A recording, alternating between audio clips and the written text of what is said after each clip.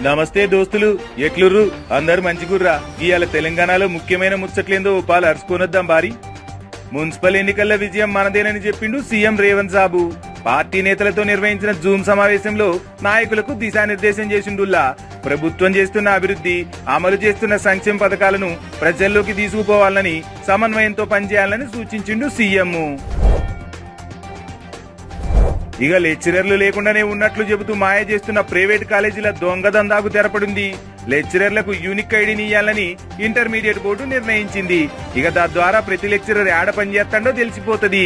విద్యా సంస్కరణలో భాగంగా రేవంత్ సర్కార్ ఈ చర్యలు చేపట్టిందట.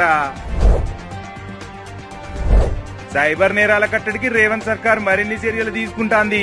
కమాండ్ కంట్రోల్ సెంటర్ వేదికగా షీల్డ్ 2026 పేరుతో ప్రత్యేక సదస్సు నిర్వహిస్తాంది. ఫిబ్రవరి 5న సీఎం రేవంత్ ఈ సదస్సును ప్రారంభిస్తాడు. సదస్సుకు 14 రాష్ట్రాలకు చెందిన సైబర్ నిపుణులు, పోలీస్ అధికారులు హాజరు కాబోతుర్రు.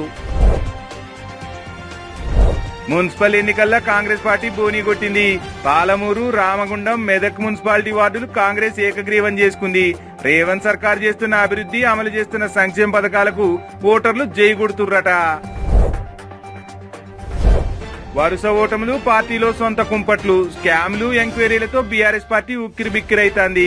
మున్సిపల్ ఎన్నికల్లో అభ్యర్థులను నిలబెట్టేందుకు మస్తు తిప్పలు పడతాంది. డబ్బులు ఎదిరించి అభ్యర్థులను బరిలోకి దింపుతాంది. గెలుపు కంటే కూడా అభ్యర్థులు నిలబెడితే చాలన్నట్టు పరిస్థితి ఆ పార్టీలో ఉందట. ఈ అల్టి తెలంగాణలో ముచ్చట్లు. మరిన్ని ముచ్చట్లతో మళ్ళా కలుసుకుందాం. ఉంటా మరి, టాటా, బై బై.